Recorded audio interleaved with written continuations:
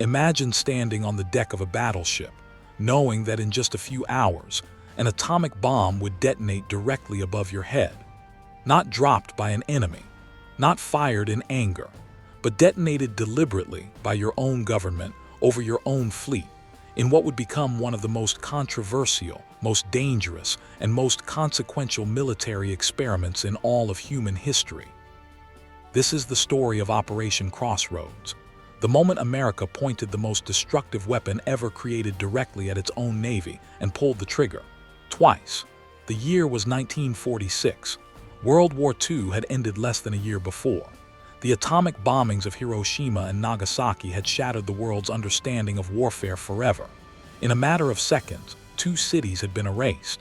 Tens of thousands of human beings had been vaporized, burned, crushed, and irradiated. The world had changed, and every military strategist, every admiral, every general on the planet was asking the same terrifying question. What does this weapon actually do to a navy? What does it do to steel? What does it do to warships designed to survive the most brutal conventional warfare ever devised? Nobody knew. And the United States military decided it was time to find out. But here is where the story gets extraordinary. Rather than simply running theoretical calculations or computer simulations, which barely existed at the time, the United States military gathered a fleet of nearly 100 warships. Ships that had sailed through the most brutal battles of the Second World War. Ships that had survived the Pacific Campaign, the Atlantic Theater, the invasions of Europe. They anchored them in a remote lagoon in the Marshall Islands, a place called Bikini Atoll, and they prepared to detonate atomic bombs over them. Not once, but twice. And what happened in those 2 blasts would change everything.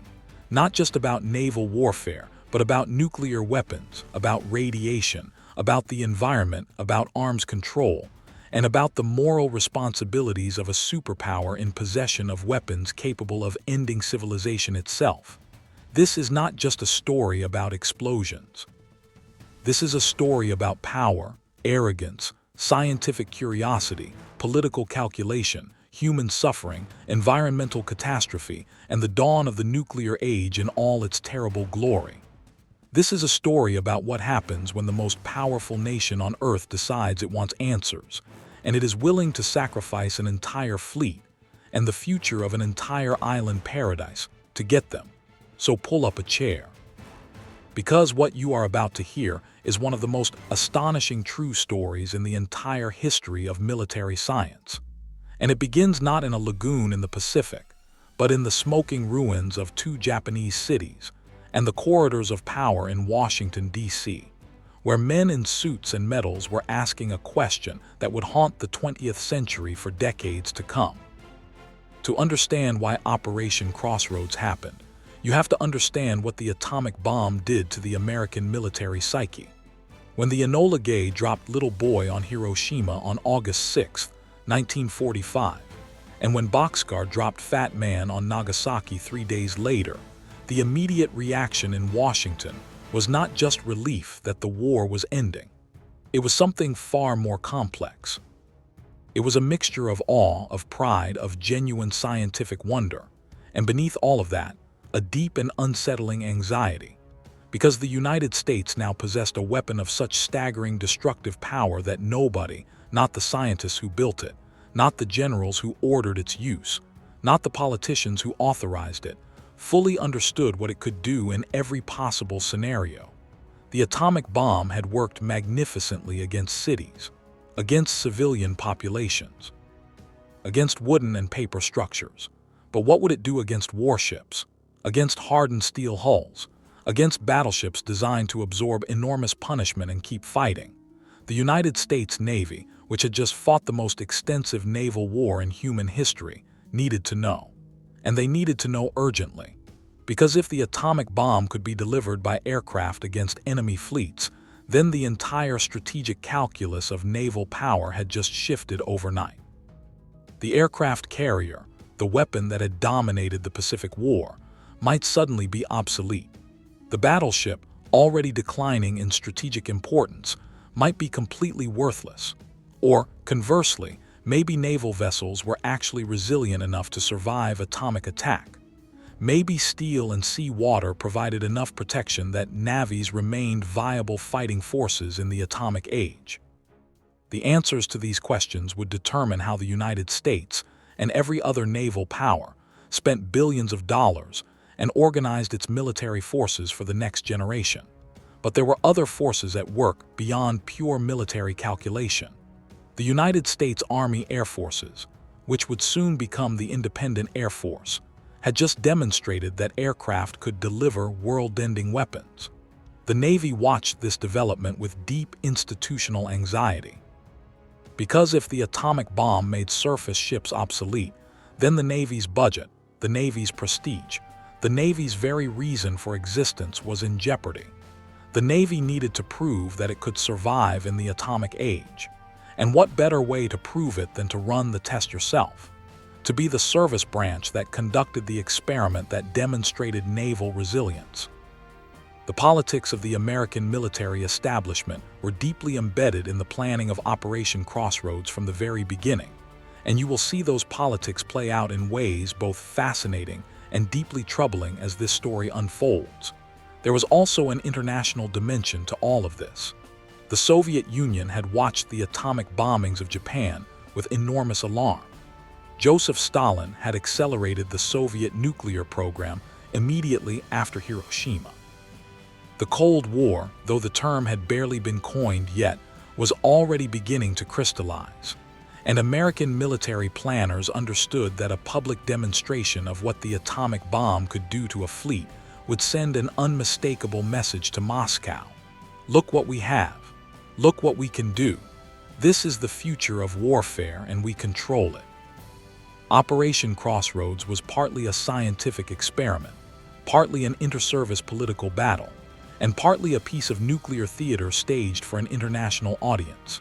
The man chosen to run Operation Crossroads was Vice Admiral William H.P. Blandy, a highly respected naval officer who would spend the rest of his career defending the operation against critics who said it was reckless, wasteful, and scientifically inadequate.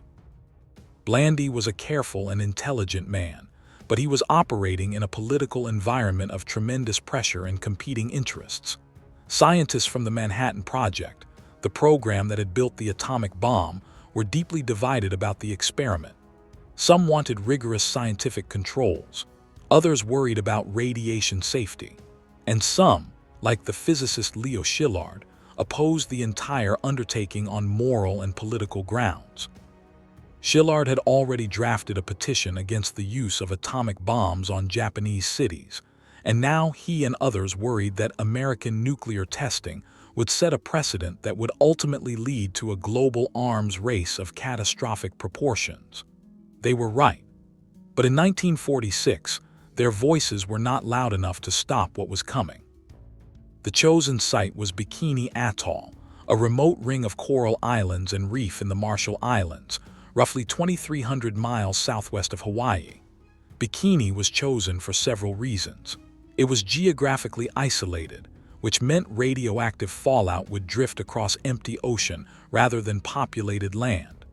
The lagoon was deep and wide enough to anchor a large fleet. The weather patterns were relatively predictable. And the existing population, a small community of Bikinian islanders who had lived on the atoll for generations, was small enough to be relocated. That relocation, which the United States government described at the time as temporary, would turn out to be one of the great injustices of the nuclear age. But we will come to that. Because first, the ships had to be assembled. And assembling the target fleet for Operation Crossroads was itself one of the most remarkable logistical undertakings in post-war American history. The target fleet that was assembled in Bikini Lagoon in the spring of 1946 was staggering in its scope and symbolism. Nearly 100 vessels were gathered together in those turquoise Pacific waters, and the stories those ships carried with them were the stories of the entire Second World War. There was the USS Nevada, a battleship that had survived the Japanese attack on Pearl Harbor on December 7, 1941, the day that had brought the United States into the war, and had gone on to serve at the Normandy landings in June 1944. The Nevada had been there at the beginning of America's war, and now it was here at this strange and terrible ending of an era. There was the USS Saratoga, one of the most famous aircraft carriers in American naval history, a ship that had fought from the first days of the war to the last. There was the USS Pensacola, a heavy cruiser with a distinguished combat record. There were destroyers, submarines, landing craft, support vessels. There were German and Japanese warships captured during the war, including the Japanese cruiser Sakawa and the pride of the Imperial Japanese Navy, the mighty battleship Nagato, which had been Admiral Yamamoto's flagship, the very ship from which he had ordered the attack on Pearl Harbor. The symbolism was unmistakable and deliberate. America was going to nuke the ship that had launched the war, but the target fleet was not just steel and machinery. The Navy and the scientists attached to the operation wanted to understand the biological effects of atomic blasts on living things. So the ships were populated, not with human beings, though as we will see, the question of human radiation exposure would become one of the darkest chapters of the entire operation, but with animals. Thousands of animals were placed on board the target vessels. Goats, pigs, rats, mice, guinea pigs. They were tethered to stations around the ships, exposed to positions of varying distance from the expected blast point, wearing dosimetry badges designed to measure radiation exposure. Some were placed below decks. Some were placed in the open. Some were given protective equipment. Others were left completely exposed.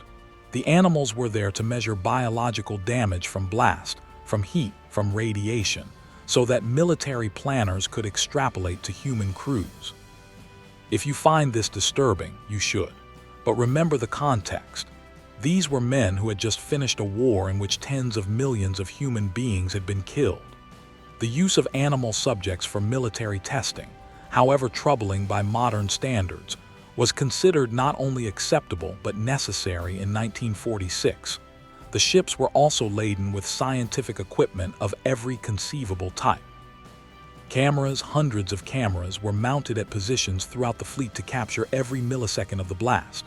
High-speed film cameras, pressure gauges, radiation detectors, seismographs, water sampling equipment, air sampling equipment. Scientists from the Manhattan Project, from universities, from government laboratories, were all present in an observation fleet stationed safely away from the target array. Journalists were there too. Members of Congress were invited to observe. Foreign military observers from allied nations, and even from the Soviet Union, were present as official guests of the United States government. Operation Crossroads was going to be the most observed, most documented, most publicly visible nuclear test in history. America wanted the world to watch. The Bikinian islanders who had called the atoll home were not given the luxury of watching from a distance. They were removed from their ancestral homeland entirely. In February of 1946, Commodore Ben Wyatt, the American military governor of the Marshall Islands, arrived at Bikini and asked the islanders' leader, King Judah, whether his people would be willing to leave their homes temporarily for the good of mankind, so that nuclear tests could be conducted for the benefit of all men everywhere.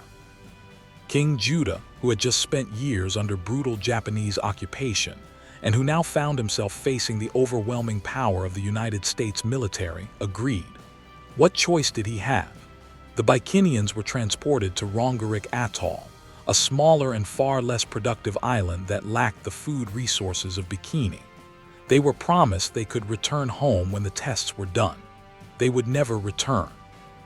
To this day, Bikini Atoll remains too contaminated with radioactive material for permanent human habitation. The Bikinian people have lived in exile for nearly 80 years, victims of a displacement that the United States government has never fully remedied despite billions of dollars in compensation payments. This is one of the most profound human costs of Operation Crossroads, and it deserves to be stated plainly and early in this story, because it is easy to get lost in the drama of the explosions and forget the people who paid the price for America's nuclear curiosity. The first test was designated Able. It was scheduled for the 1st of July, 1946. The bomb to be dropped was a plutonium implosion device, essentially identical to the Fat Man bomb that had destroyed Nagasaki. It was to be dropped from a B-29 Superfortress bomber flying at altitude over the target fleet, detonating in the air above the ships just as the bombs over Japan had detonated at altitude to maximize their blast radius. The weapon was nicknamed Gilda, after the 1946 Rita Hayworth film, and a pin-up image of Hayworth was painted on its casing. The combination of prurient glamour and apocalyptic destructive power captured something essential and deeply troubling about the American relationship with nuclear weapons in this era. A kind of giddy, dangerous, adolescent fascination with destruction that would take decades to mature into genuine reckoning. The day of the Able test dawned clear and calm over Bikini Lagoon.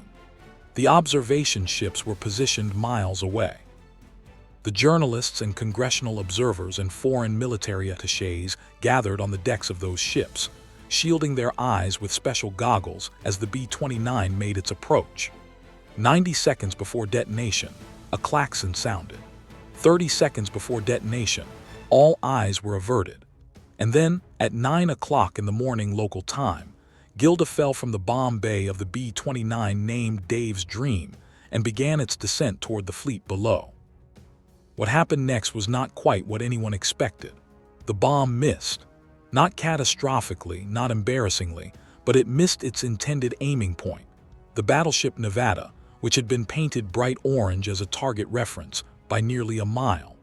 The bomb detonated over the water off target, close enough to the fleet to cause damage but not close enough to deliver the kind of precise, concentrated blast that the test planners had anticipated. The explosion itself was everything that explosions are supposed to be. The blinding white flash, the enormous fireball rising into the Pacific sky, the shockwave rippling outward across the water, the massive column of water and steam and pulverized coral climbing upward into that now iconic mushroom cloud shape. It was extraordinary, terrifying, magnificent in the purely physical sense. And then the shock wave hit the observation fleet miles away, and the physical reality of what they were witnessing became unmistakable. But despite the visual spectacle, the immediate battle damage assessment was disappointing to those who had expected a more dramatic result.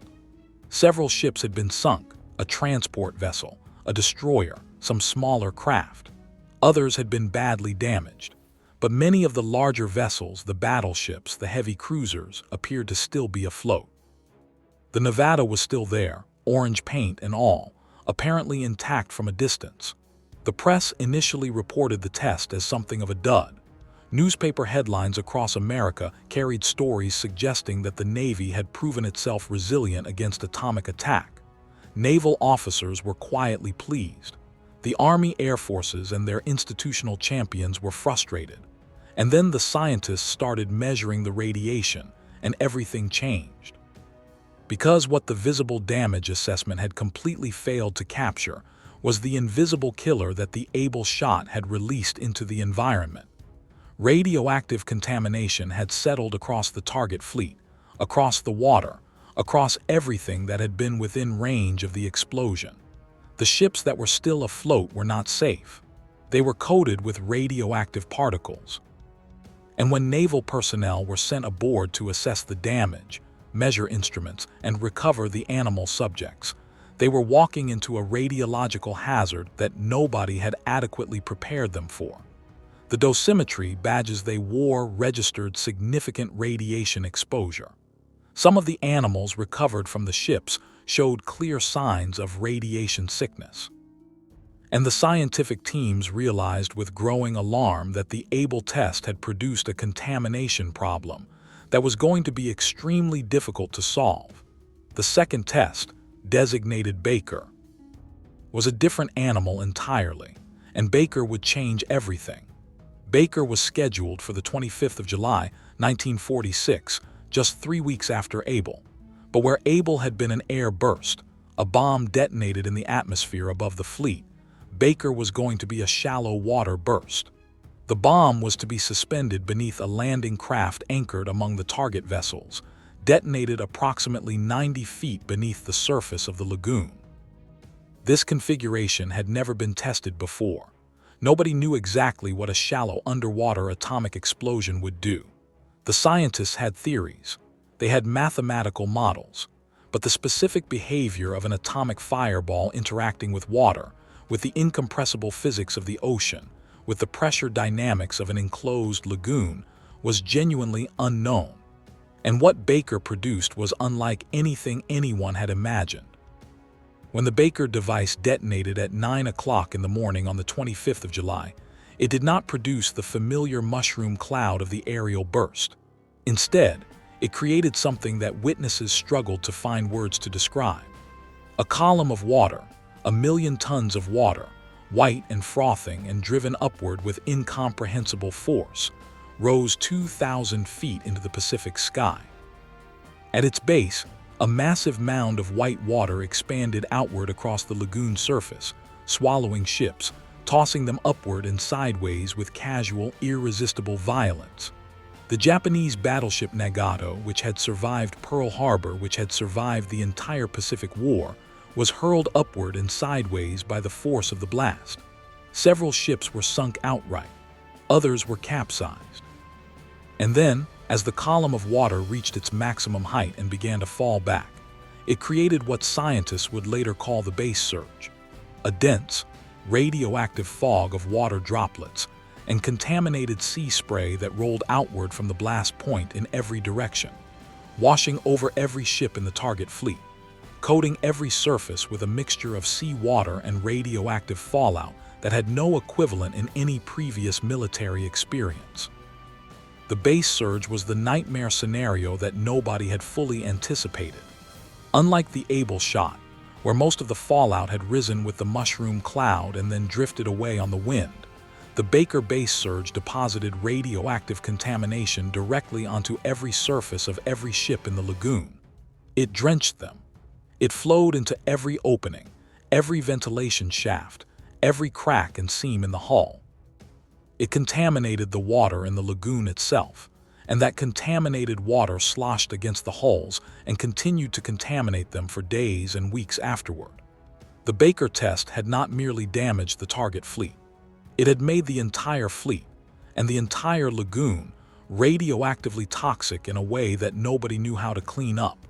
And this was where Operation Crossroads entered its darkest and most troubling phase. Because the Navy, committed to demonstrating that naval vessels could survive atomic attack, attempted to decontaminate the target fleet. Thousands of sailors were sent aboard the contaminated ships with fire hoses, with scrub brushes, with cleaning equipment that was completely inadequate for the task they were being asked to perform. They scrubbed decks. They hosed down bulkheads. They cleaned surfaces with lye soap and salt water. And all the while, they were being exposed to radioactive contamination at levels that would have horrified any modern health physicist. The dosimetry of the era was primitive. The understanding of how radioactive particles penetrated living tissue, how they lodged in the lungs, how they concentrated in bone marrow, was still developing. The sailors scrubbing those ships in the summer of 1946 had no real understanding of what they were being exposed to, and the officers directing them had only slightly more. The decontamination effort was, ultimately, a failure. Week after week, the scientific teams measured radiation levels on the target ships, and week after week, the levels remained stubbornly, dangerously elevated. The contamination was not sitting on the surface waiting to be scrubbed away. It had penetrated into the paint, into the steel itself, into the wood and fabric and organic materials on the ships. It had dissolved into the bilge water that sloshed in the bottoms of the hulls. It had been absorbed into the rope and canvas and rubber that were integral parts of naval vessel construction. No amount of scrubbing was going to make these ships safe. And yet the Navy kept trying, kept sending sailors aboard, kept exposing men to radiation in the hope that eventually the contamination would yield to elbow grease and determination. The man who first fully understood and articulated the catastrophic implications of the Baker test contamination was Dr. David Bradley, a physician attached to the scientific team at Operation Crossroads. Bradley was a radiologist, trained to understand what radiation does to human bodies, and what he witnessed during the decontamination efforts horrified him. He saw sailors working on contaminated ships without adequate protection. He saw instruments measuring radiation levels that should have cleared the ships immediately. He saw institutional pressure from the Navy to downplay the contamination problem and continue operations, and he decided to write about it. His book, No Place to Hide, published in 1948, became one of the most important documents of the early nuclear age. It was a bestseller. It reached hundreds of thousands of American readers, and it made the case, clearly and compellingly, that the United States did not fully understand what it had unleashed at Bikini Atoll, and that the official reassurances about nuclear safety were dangerously inadequate. No Place to Hide helped ignite a public debate about nuclear testing and nuclear safety that would continue for decades. It contributed to the growing movement that would eventually produce the Limited Test Ban Treaty of 1963, which prohibited nuclear testing in the atmosphere, underwater, and in space. But in 1946, Bradley's warnings were largely dismissed by the military establishment. The Navy eventually towed most of the contaminated target vessels away from Bikini Atoll and either sank them or used them for further tests. Some were simply beached and abandoned, and the sailors who had spent weeks scrubbing those radioactive decks returned to their homes and their families and their civilian lives, carrying within them the invisible legacy of their exposure. Studies conducted decades later would find elevated rates of cancer among Operation Crossroads veterans. The full health toll of the operation was never completely calculated, in part because the government of the United States, for many years, was not particularly interested in calculating it. The animals that had been placed on the target ships during the Able and Baker tests provided some of the most disturbing and revealing data from the entire operation. The pigs and goats that had survived the initial blasts, protected by the steel hulls of the ships from the immediate heat and blast effects, nevertheless began dying in the days and weeks that followed the Baker test, from radiation sickness. The progression of radiation sickness in these animals was clinically documented by the scientific teams, and it painted a terrifying picture of what atomic weapons did to biological organisms: hair loss, hemorrhaging, damage to bone marrow that destroyed the body's ability to produce blood cells, immune system collapse, slow, agonizing death. The animals could not tell anyone what they were experiencing, but their bodies told the story with horrible clarity. Some of the pigs from the Baker test became briefly famous. Several survived the initial blast, were recovered from the contaminated ships, and were brought to the observation fleet for medical treatment and study. One pig, designated Pig 311, survived the Baker blast despite being on a ship at the epicenter of the explosion. She was recovered, found to be heavily contaminated with radioactive material, and was cleaned as thoroughly as possible. She eventually recovered, lived for some years afterward, and became a kind of mascot for the Operation Crossroads story, a symbol of survival against impossible odds, though what she had survived left its mark on her health in ways that the scientists could measure even if she could not articulate them. The political aftermath of Operation Crossroads was complex and far-reaching. The tests had produced data, enormous quantities of data that scientists would spend years analyzing. But the conclusions that different parties drew from that data were often diametrically opposed, driven more by institutional interest than by scientific objectivity. The Navy argued that its ships had proven more resilient than critics had predicted, and that naval forces remained viable in the atomic age. The Army Air Forces argued that the tests had proven exactly the opposite, that concentrated naval formations were sitting targets for atomic attack, that the era of the Great Surface Fleet was over, and that air power was now the dominant dimension of military force. Scientists from the Manhattan Project and from universities argued that the Baker test in particular had revealed a contamination problem of staggering severity that made nuclear weapons an existential threat, not just to enemy populations, but to the users themselves.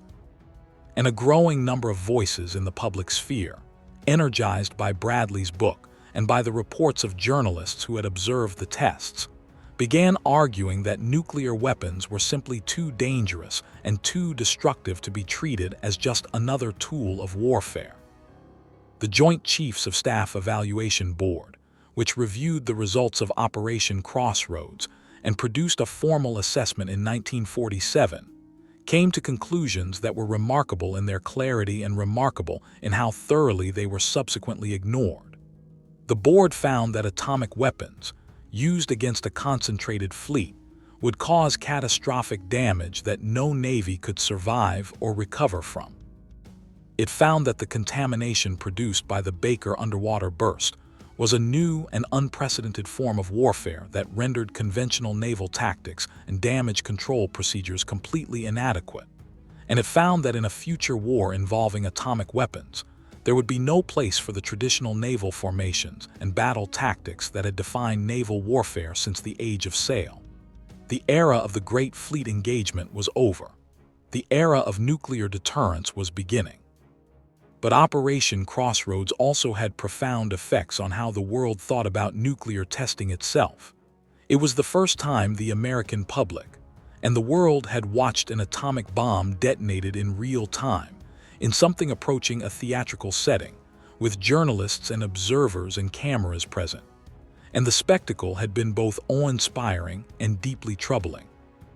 The sheer physical violence of what had happened in Bikini Lagoon, documented on film and in thousands of photographs, communicated the reality of nuclear weapons in a way that no textbook description could match. The photographs of the Baker test, that towering column of water, the ships being tossed like toys by a force of nature that human beings had created, became some of the most iconic images of the 20th century.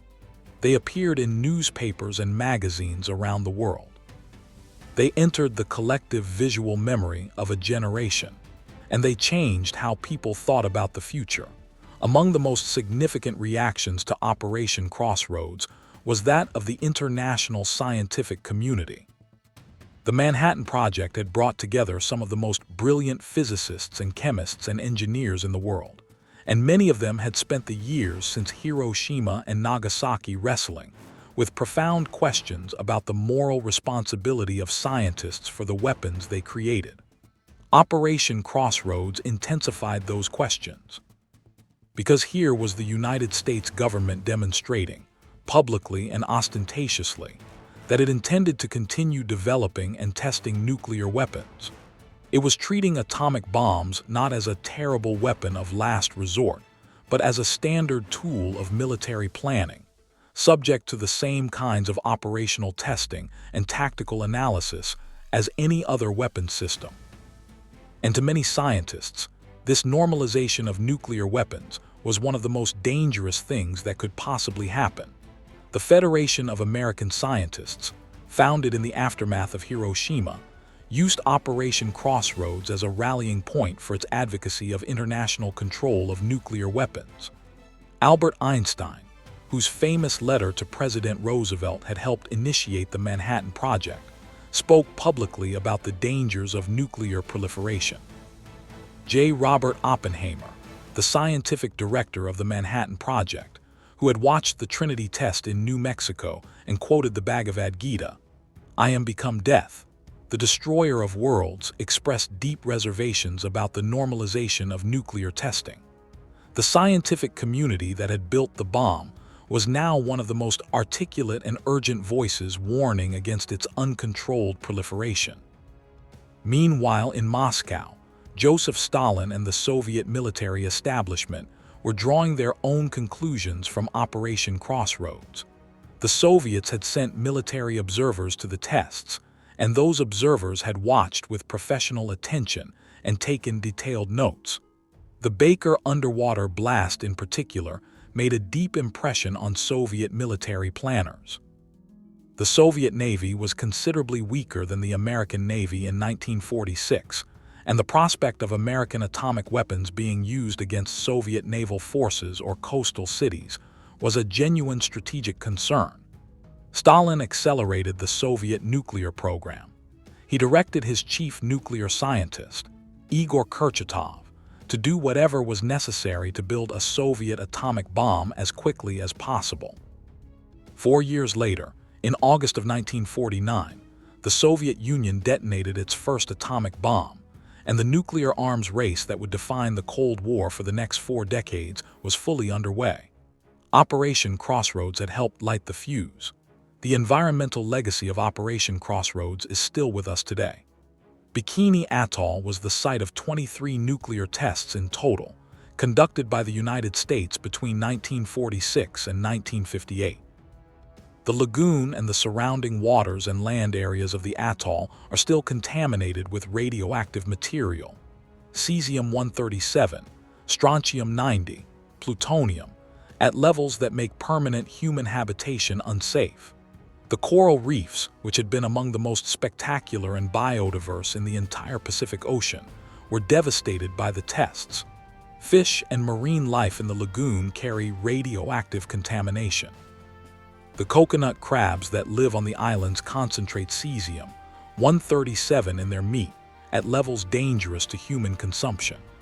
Bikini Atoll was declared a UNESCO World Heritage Site in 2010, in part as an acknowledgement of its historical significance, and in part as a recognition that this place represents one of the most profound examples of environmental destruction caused by nuclear weapons testing in all of history. The Bikinian people, who were removed from their homeland in 1946 with promises of a temporary relocation, have never been able to return permanently.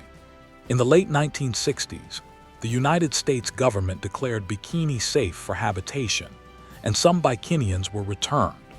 But soil and food testing in the early 1970s revealed that radioactive contamination was still present at dangerous levels. Strontium-90 was found in the root crops that the returned Bikinians were eating. Cesium-137 was concentrated in their bodies at elevated levels. The Bikinians were removed from their homeland a second time, in 1978. They have been in exile ever since, living on other atolls in the Marshall Islands and in communities in the United States, maintaining their cultural identity as Bikinians while unable to live on the land of their ancestors. The United States government has paid hundreds of millions of dollars in compensation to the Bikinian people and to the Republic of the Marshall Islands. The Nuclear Claims Tribunal established by the U.S. Marshall Islands Compact of Free Association ultimately awarded more than $2 billion in claims for nuclear testing damage. But the United States has never paid the full amount awarded, and the Bikinian people have never received full and adequate compensation for what was done to their homeland. Operation Crossroads also had immediate and lasting effects on the structure of the American military establishment. The debates between the Navy and the Army Air Forces that had been embedded in the planning and execution of the operation intensified in the aftermath. The National Security Act of 1947, which created the Department of Defense, the Joint Chiefs of Staff, and the Independent Air Force, was shaped in part by the strategic arguments that Operation Crossroads had brought to the surface. The Air Force, the new independent service, took custody of the nuclear arsenal and built its strategic doctrine around the delivery of atomic weapons by long-range bombers. The Navy, determined not to be sidelined in the nuclear age, developed its own nuclear delivery capabilities, first with nuclear-capable carrier aircraft, and later with nuclear-armed submarines carrying ballistic missiles, which would eventually become the most survivable and therefore most strategically important leg of the American nuclear triad. Operation Crossroads had, paradoxically, helped drive both services deeper into nuclear weapons development, even as the tests had revealed the catastrophic dangers of those weapons. The ships that survived Operation Crossroads had various fates, and following those fates is a way of tracing the broader history of the immediate post-war period. The USS Nevada, the Pearl Harbor survivor, was too radioactively contaminated to be safely crewed or used in conventional naval service. She was used as a target ship for further weapons tests, and finally sunk by naval gunfire and aerial bombs in 1948, when even that proved more difficult than expected. The old battleship stubbornly refused to go down, requiring multiple torpedo hits and aerial bomb strikes before she finally slipped beneath the Pacific surface. The USS Saratoga, one of the legendary carriers of the Pacific War, was sunk by the Baker blast itself, going down in the hours after the underwater detonation.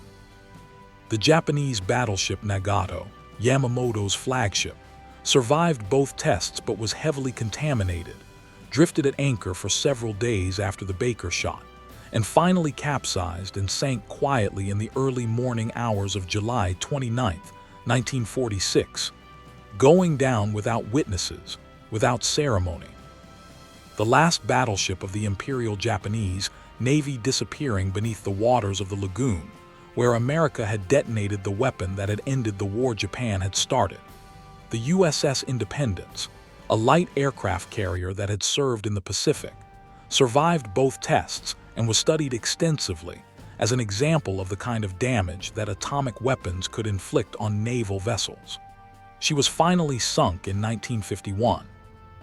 Her wreck was located by researchers in 2015, lying on the bottom of the Pacific off the California coast, and survey photographs revealed her astonishingly well-preserved condition.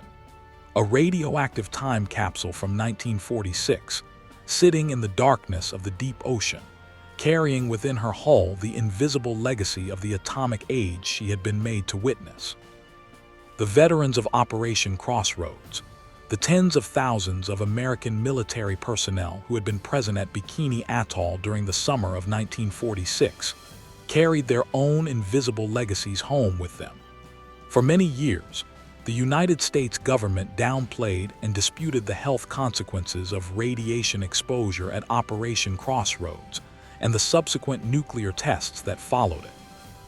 Veterans who developed cancers and other radiation-related illnesses in the years and decades after their service struggled to get the government to acknowledge a connection between their health problems and their exposure at Bikini. Many died before receiving any compensation or acknowledgement. It was not until the Radiation Exposure Compensation Act of 1990 and its subsequent amendments that the United States government formally acknowledged its responsibility to veterans and civilians who had been exposed to radiation during nuclear testing. And even then, the compensation provided was widely regarded as inadequate to the scale of the harm that had been done. The story of Operation Crossroads is also, in a very real sense, the story of how America learned slowly, painfully, and with enormous human cost, what nuclear weapons actually were.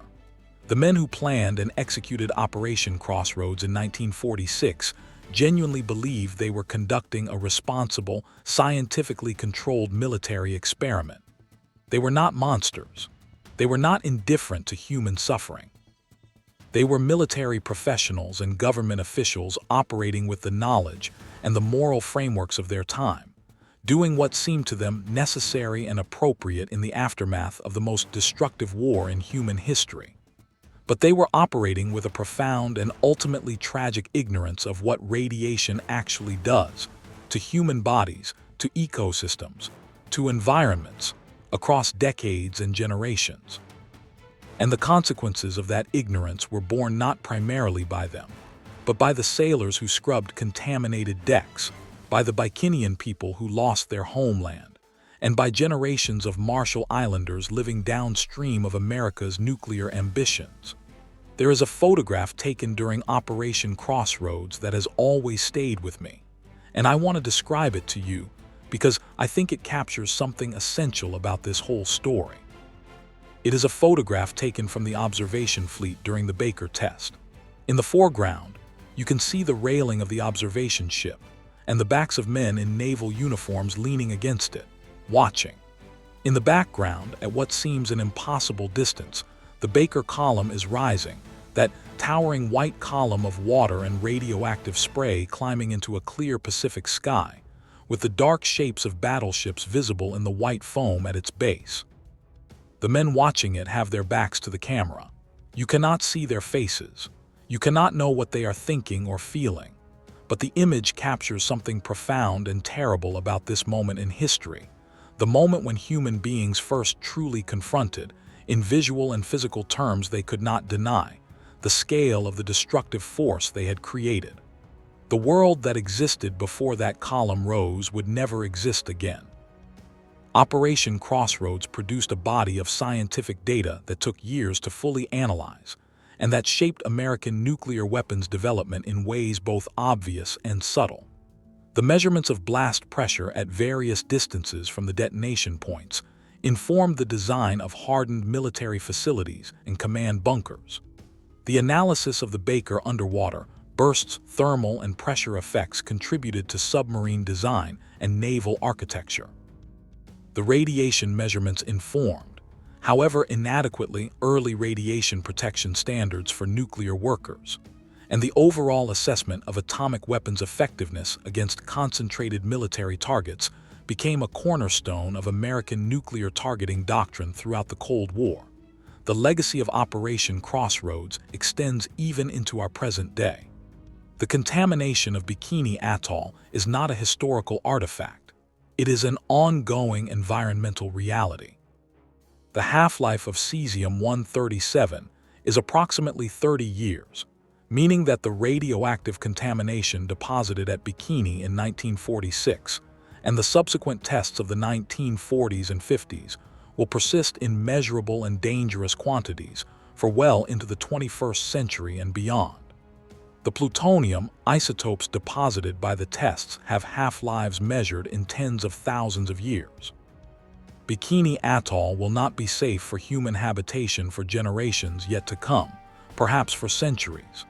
This is the permanent price that was paid for 2 weeks of tests in the summer of 1946.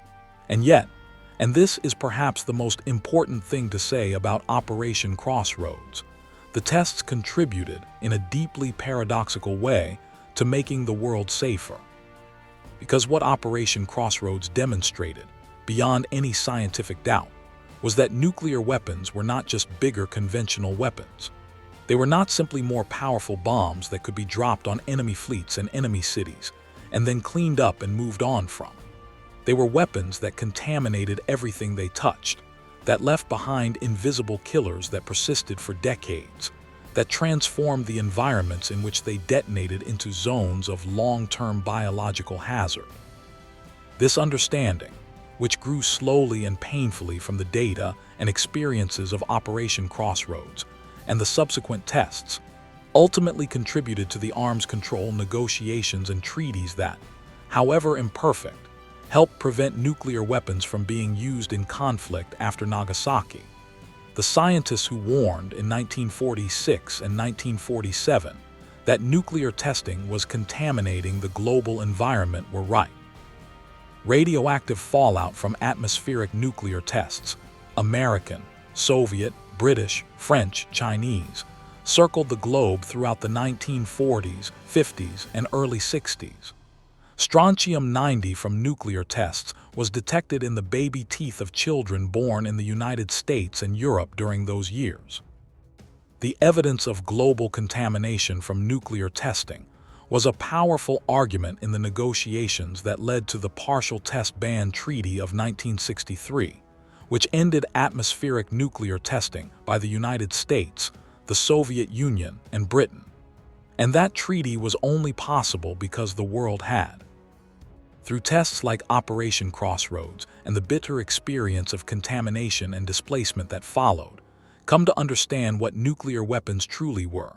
So we end where we began, in a lagoon in the Pacific, where the crystal blue waters that once sustained a community of island people now hide the wrecks of warships that once represented the most powerful naval forces in the world. Bikini Atoll is a place of strange and haunting beauty today. The coral has partially recovered. Fish swim through the rusting hulks of battleships and aircraft carriers on the lagoon floor. The atoll has been designated a World Heritage Site, and it sits there, in the middle of the Pacific, beautiful and radioactive and empty of the people who once called it home, bearing silent witness to the day when the most powerful nation on Earth decided to test the limits of the most destructive weapon ever created by using its own navy as the target. Operation Crossroads was an experiment. But it was also a reckoning.